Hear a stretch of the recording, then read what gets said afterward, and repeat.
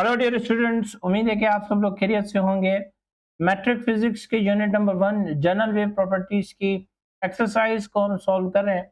Last के 2 lectures के अंदर हमने एमसीक्यूज एंड फर्स्ट 3 न्यूमेरिकल्स को डिस्कस किया था।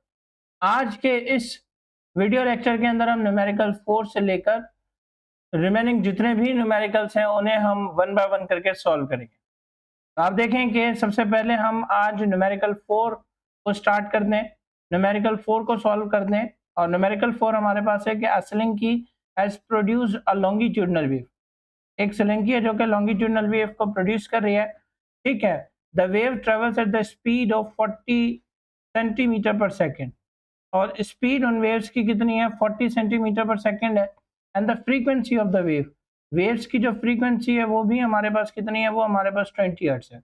और हमें ये बताना है कि what is the minimum separation, minimum separation बतानी है हमें between the consecutive compressions, consecutive compressions के बीच में जो मिनिमम सेपरेशन है हमें वो बतानी। तो आप देखेंगे हम सबसे पहले क्या करेंगे, हम सबसे पहले यहाँ पर डेटा बना लेंगे। और डेटा के लिए आप देखें कि हम डेटा में हम क्या लेंगे, सबसे पहले आप देखें कि स्पीड गिवन है, स्पीड कितनी गिवन है, 40 सेंटीमीटर पर सेकेंड। लेकिन हमें मालूम है कि स्पीड का जो यूनिट है वो मीटर पर सेकेंड है। तो हम क्या करेंगे कि इस 40 सेंटीमीटर पर सेकेंड को मीटर पर सेकेंड में कन्वर्ट करेंगे। चलिए अब हम क्या करेंगे कि हम 40 को डिवाइड कर देंगे 100 से, और जब हम 40 को डिवाइड करेंगे 100 से तो हमें आंसर मिलेगा 0.4 मीटर्स।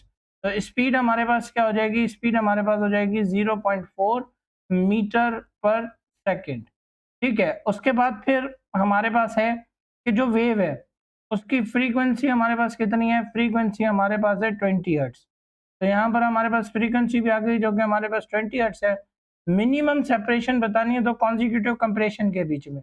अब ये जो कॉन्जिक्यूटिव कंप्रेशन हैं इसके डिस्टेंस को हम वेवलेंथ के साथ शो करते हैं।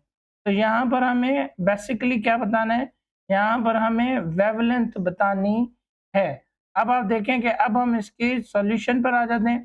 सॉल्यूशन के लिए हम क्या करते हैं कि सबसे पहले तो यहाँ से पेन भी चेंज कर लेते हैं। देखें कि हम सॉल्यूशन के लिए हमें क्या चाहिए होता है, सॉल्यूशन के लिए हमें सबसे पहले यहाँ पर चाहिए होता है सुइटेबल फार्मूला। और वो सुइटेबल फार्मूला यहाँ पर क्या है, v is equal to lambda F, ठीक है। अब आप देखें कि जो वैल्यूज हमें गिवन है हम जस्ट उनको सब्स्टिट्यूट कर देंगे। जैसे यहाँ पर आप देखें कि हमारे पास v की वैल्यू यहाँ पर क्या 0.4, ठीक है। हमने v की वैल्यू को सब्स्टिट्यूट कर दिया, लैम्डा हमने मालूम करना है तो वो हमने वैसा का वैसा रखा। फ्रीक्वेंसी हमारे पास क्या है 20, तो हमने यहाँ पर फ्रीक्वेंसी की वैल्यू को सब्स्टिट्यूट कर दिया। अब 20 यहाँ पर लैम्डा के साथ मल्टीप्लाई कर रहा है, इज इक्वल टू के उस तरफ लेकर जाएंगे तो ये डिवाइड करेगा। तो लैम्डा हमें किस तरीके से मिलेगा, लैम्डा हमें मिलेगा 0.4 डिवाइडेड बाय 20। Clear students. अब देखें कि मैं 0.4 को बेसिक मैथ्स के अंदर अगर हम देखें तो 0.4 को हम 4/10 करके भी लिख सकते हैं।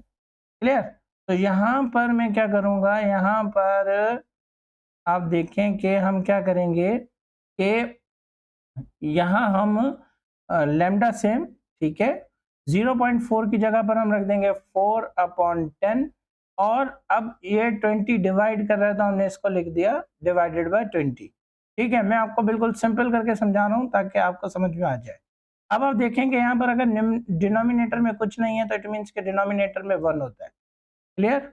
अब आप देखेंगे 4/10 हम सेम रखेंगे, डिवाइड हमेशा मल्टीप्लाई में चेंज करते हैं। जब डिवाइड को मल्टीप्लाई में चेंज करेंगे तो ये 1 ऊपर चला जाएगा और 20 नीचे आ जाएगा, तो ये हो जाएगा 1/20। अब हम क्या करते हैं कि न्यूमरेटर को न्यूमरेटर से मल्टीप्लाई करते हैं और डिनोमिनेटर को डिनोमिनेटर के साथ मल्टीप्लाई करते हैं। तो यहाँ पर लैम्डा हो जाएगा 4 1 4 divided by 10 multiply by 20, it becomes 200। Clear. अब 4 1 4, 4 5 20, ये 0 हम वैसा का वैसा लेकर आ जाएंगे। तो हमें जो लैम्डा मिल रहा है वो लैम्डा हमें क्या मिल रहा है, आप देखेंगे लैम्डा हमें मिल रहा है 1/50। अब हम इससे सॉल्व करेंगे, हमें मालूम है कि 1 अंदर रखेंगे और 50 का टेबल पढ़ेंगे इस पर। अब देखेंगे 50 का टेबल 1 पर तो जा नहीं सकता, तो हम पॉइंट देकर यहाँ पर 0 ले लेंगे। अब 50 का टेबल 10 पर भी नहीं जाता, तो हम क्या करते हैं कि अगर हम सेकंड 0 लेते हैं तो फाइनल आंसर में 0 ऐड करते हैं। अब यहाँ पर हमने 0 भी ऐड कर लिया, यहाँ पर आप देखें 100 हो गया। अब 50 का टेबल 100 पर पढ़ेंगे। अब देखेंगे 50 का टेबल 100 पर कितनी मरतबा जाएगा, 2 टाइम्स। तो यहाँ पर 100 आ गया और रिमाइंडर हमारे पास 0 बच रहा है। तो इट मीन्स के lambda is equal to 0.02 meters, ये हमारे पास फाइनल आंसर आ जाएगा। तो होप सो के यहाँ तक आपको बात समझ में आ गई है। ये तो मैंने आपको काफ़ी बेसिक मैथमेटिक्स को इस्तेमाल करते हुए विदाउट कैलकुलेटर सॉल्यूशन समझाया है। अगर आप यहाँ पर करना चाहें with the help of calculator करना चाहें तो जस्ट आप कैलकुलेटर में क्या करेंगे, 0.4 को डिवाइड कर देंगे 20 के साथ, तो आपका जो है वो ये आंसर आ जाएगा। क्लियर हो गई स्टूडेंट्स यहाँ तक बात। अब हम अपने नेक्स्ट न्यूमेरिकल की तरफ चलते हैं और वो नेक्स्ट न्यूमेरिकल हमारे पास है न्यूमेरिकल नंबर 5। अब आप देखेंगे न्यूमेरिकल 5 में भी हमसे क्या पूछा जा रहा है, न्यूमेरिकल 5 में भी हमसे कहा जा रहा है कि suppose a student is generating waves. एक स्टूडेंट है जो कि वेव्स जनरेट कर रहा है इन स्लिंग की स्प्रिंग की मदद से वेव जनरेट कर रहा है। ठीक है, स्टूडेंट एक one complete back and fourth oscillation complete कर रहा है, यानी कि एक कंप्लीट ऑसिलेशन हमें मिल रही है, कंप्लीट वेव हमें मिल रही है। कितने सेकंड्स में हमें मिल रही है कंप्लीट वेव, वो हमें 0.40 सेकंड्स में मिल रही है। अगर और फिर हमसे कहा जा रहा है कि the wavelength in the sling की इज 0.60 मीटर्स। वेवलेंथ कितनी है स्लिंकी की, 0 पॉइंट, यानी कि जो वेव्स बन रही हैं स्लिंकी में उसकी जो वेवलेंथ है वो हमारे पास कितनी है, 0.60 मीटर्स। अब हमें फ्रीक्वेंसी मालूम करनी है, पीरियड मालूम करना है और वेव स्पीड मालूम करना है। तो हम सबसे पहले यहाँ पर क्या करेंगे, सबसे पहले यहाँ पर हम डेटा बना लेंगे। अब डेटा में आप देखें कि स्टूडेंट जो है वो वेव एक कंप्लीट ऑसिलेशन ले रहा है, यानी कि नंबर ऑफ वेव्स यहाँ पर कितनी है, नंबर ऑफ वेव्स यहाँ पर 1 है। क्लियर, और उस नंबर ऑफ वेव को ऑब्टेन करने में कितने सेकंड्स लग रहे हैं, 0.40 सेकंड्स लग रहे हैं। ठीक हो गई बात। और फिर वो एक वेव जो है वो उसकी जो वेवलेंथ है वो कितनी है, 0.60 मीटर्स। तो फिर हमें ये बताना है कि उसकी फ्रीक्वेंसी क्या होगी और ये बताना है कि उसका टाइम पीरियड क्या होगा। क्लियर, और उसी के साथ साथ फिर हमें नेक्स्ट बताना है कि वेव स्पीड कितनी होगी। ये कुछ हमें जो वो कैलकुलेट करने हैं। अब देखें कि हम कैलकुलेशंस की तरफ जाएंगे, अगेन वही काम करेंगे कि हमें क्या चाहिए, हमें सबसे पहले सुइटेबल फार्मूला चाहिए फ्रीक्वेंसी को मालूम करने के लिए। यहाँ पर हमारे पास जो सुइटेबल फार्मूला है वो है number of waves divided by time. ठीक है, अब नंबर ऑफ वेव्स यहाँ पर कितनी है, नंबर ऑफ वेव यहाँ पर है 1 और इसको टाइम कितना लग रहा है, 0.40। अब स्टूडेंट्स मैंने आपको पहले भी बताया कि आप इसे 0.40 को 40 डिवाइडेड बाय 100 भी करके लिख सकते हैं, या जस्ट आप इसे 1 डिवाइडेड बाय 0.40 कैलकुलेटर में भी सॉल्व कर सकते हैं। तो अब आपके पास दोनों तरीके हैं। मैंने लास्ट के न्यूमेरिकल में भी आपको समझाया कि किस तरीके से सॉल्व हो सकता है। मैं यहाँ पर जस्ट डायरेक्ट आंसर लिखने जा रहा हूँ जो कि हमारे पास होगा 2.5 हर्ट्ज। लेकिन मैं आपको रिकमेंड करूंगा कि आप इसको मैन्युअली एक मरतबा ज़रूर सॉल्व कीजिएगा, और ताकि आपको अच्छे तरीके से ये समझ में आ जाए। अब यहाँ पर देखेंगे हमें फ्रीक्वेंसी भी फाइंड आउट हो चुकी है।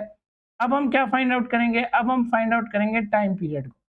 टाइम पीरियड को फाइंड आउट करने के लिए हमें मालूम है कि टाइम पीरियड किसका रेसिप्रोकल होता है, टाइम पीरियड हमारे पास रेसिप्रोकल होता है फ्रीक्वेंसी का।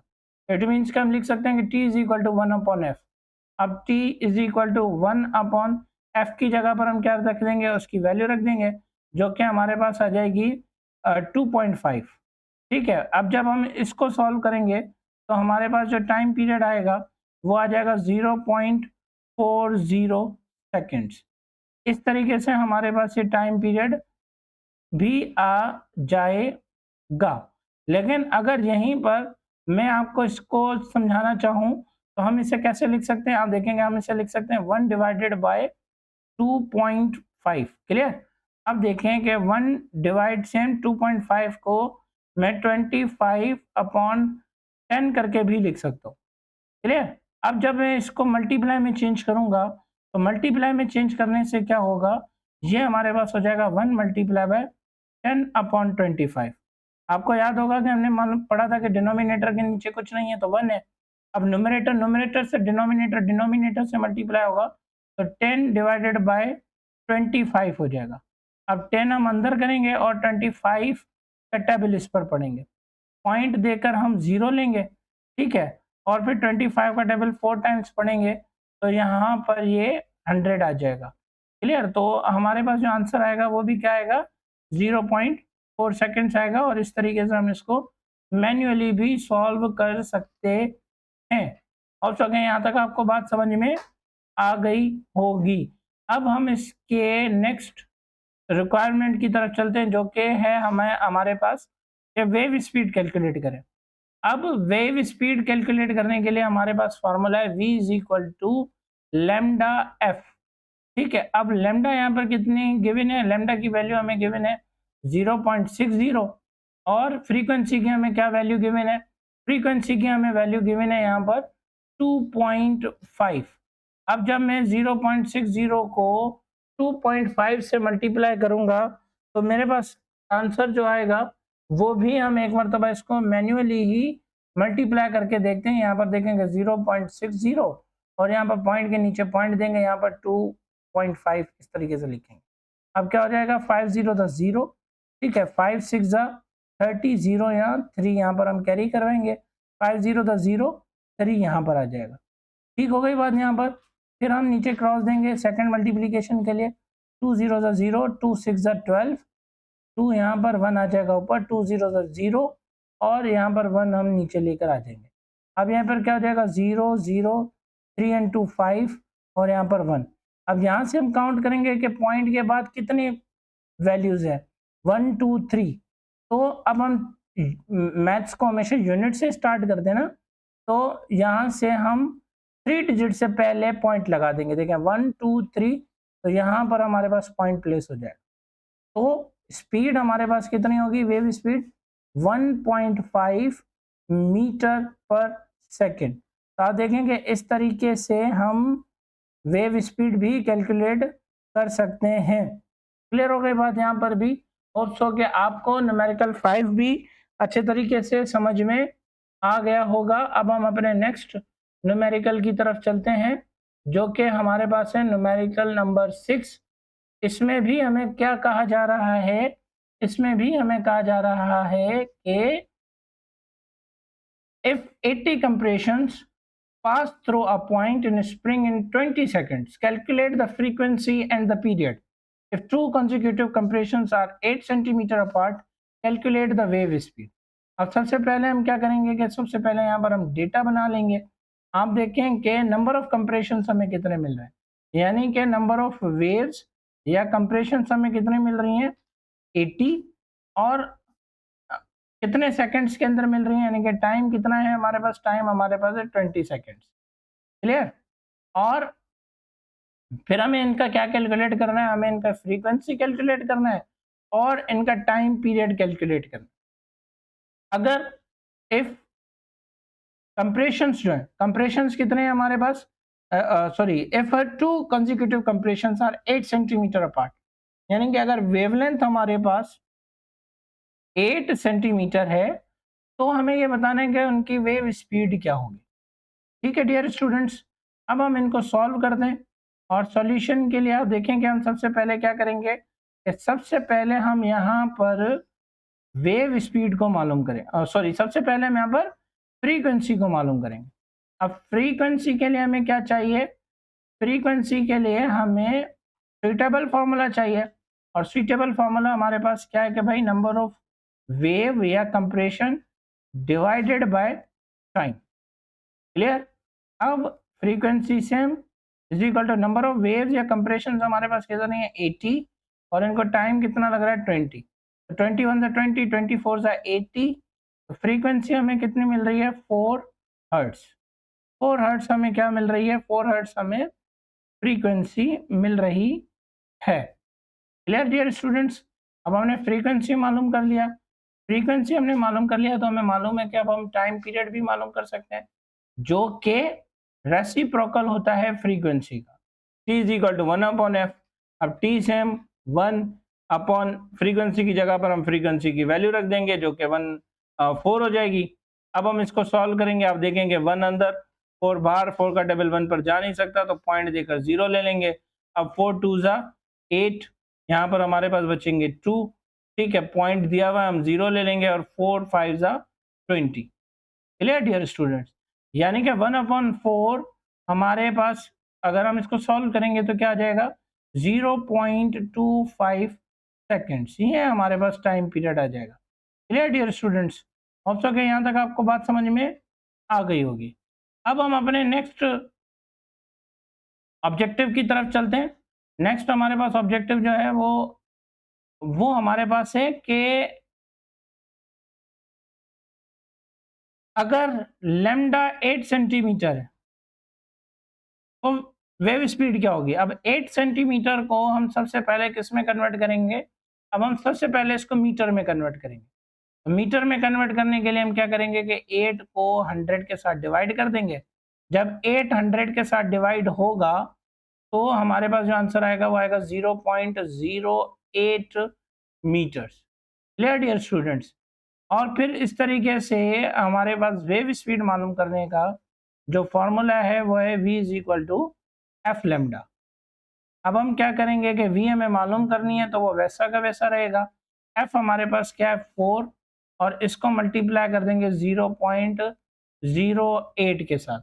अब जब मैं 4 को मल्टीप्लाई करूंगा 0.08 के साथ तो मुझे जो आंसर मिलेगा वो आंसर हमें क्या मिलेगा, v इज इक्वल टू 0.30।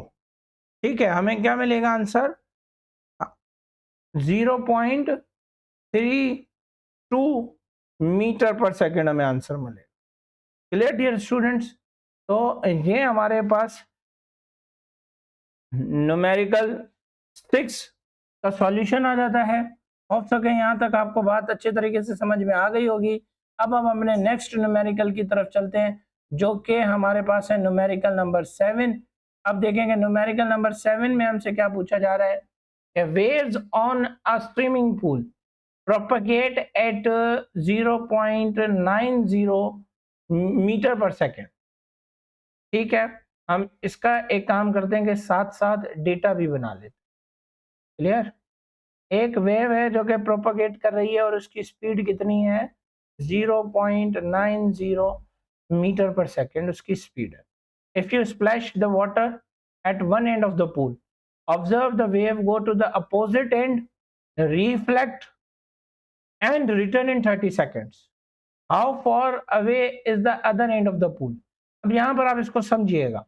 ठीक है, एक वेव है जो कि पूल के दूसरे एंड तक गई, वहां पर टकराई, टकराने के बाद फिर क्या हुई, रिफ्लेक्ट हुई है और वापस आई है।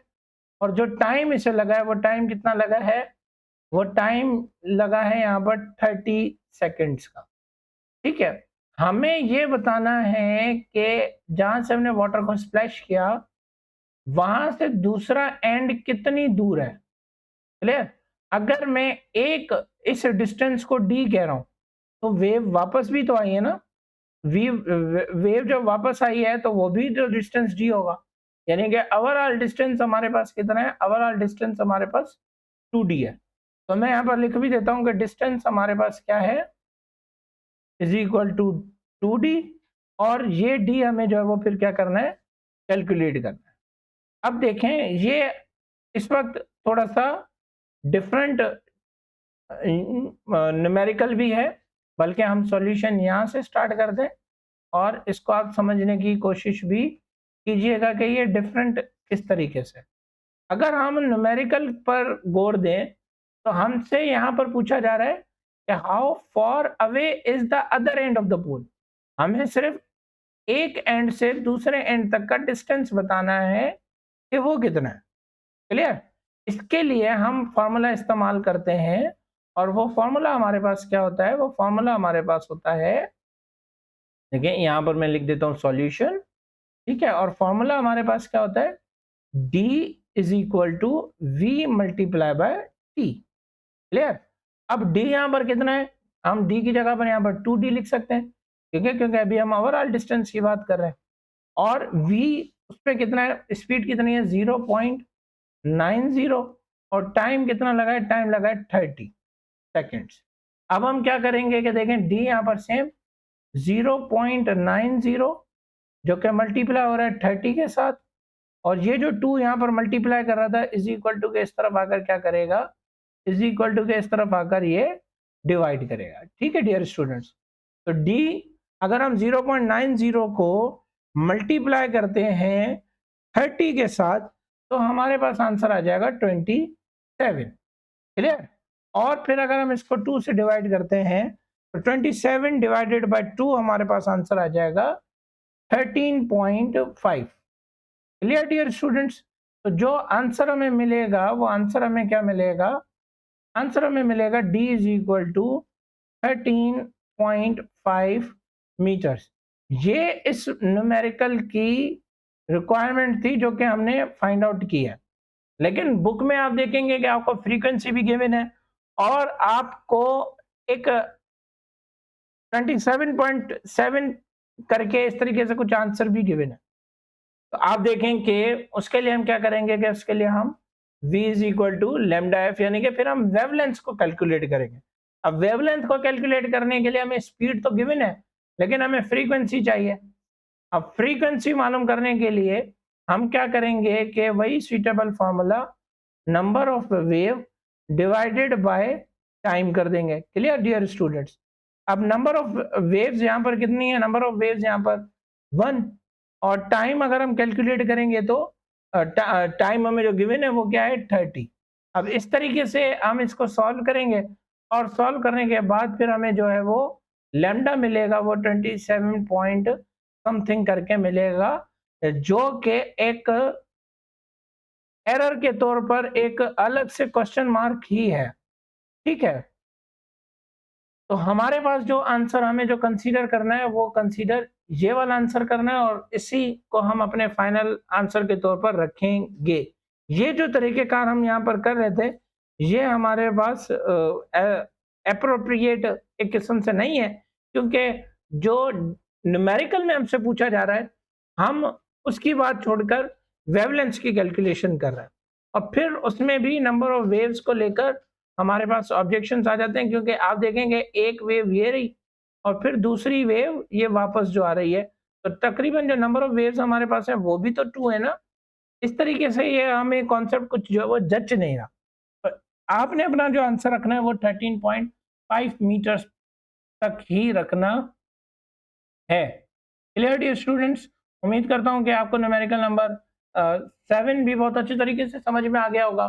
अब हम आ जाते हैं न्यूमेरिकल नंबर 8 की तरफ, जो कि हमारा लास्ट न्यूमेरिकल है। इसमें हमसे पूछा जा रहा है कि a simple oscillating pendulum has a length of 80 centimetre. ठीक है, अगेन इसका भी हम क्या करते हैं, साथ ही साथ डेटा बना लेते हैं, जिसमें हमसे कहा जा रहा है कि जो लेंथ है वो कितनी है, 80 सेंटीमीटर है। हम सबसे पहले इसको क्या करेंगे, मीटर में कन्वर्ट करेंगे, और मीटर में कन्वर्ट करने के लिए 80 को डिवाइड कर देंगे 100 के साथ, और ये हो जाएगा 0.8 मीटर्स। क्लियर हो गई डियर स्टूडेंट्स बात यहाँ पर? अब हमें पहले क्या करना है, अब पहले हमने इसका टाइम पीरियड मालूम करना है, फिर हमें क्या करना है, फिर हमें इसकी फ्रीक्वेंसी मालूम करनी है, जबकि यहाँ पर जो ग्रेविटेशनल एक्सेलरेशन हमें गिवन है वो कितनी है, 9.8 मीटर पर सेकेंड स्क्वायर, और यहाँ पर एक कांस्टेंट हम मजीद इस्तेमाल करेंगे जो कि हमारे पास है 3.142।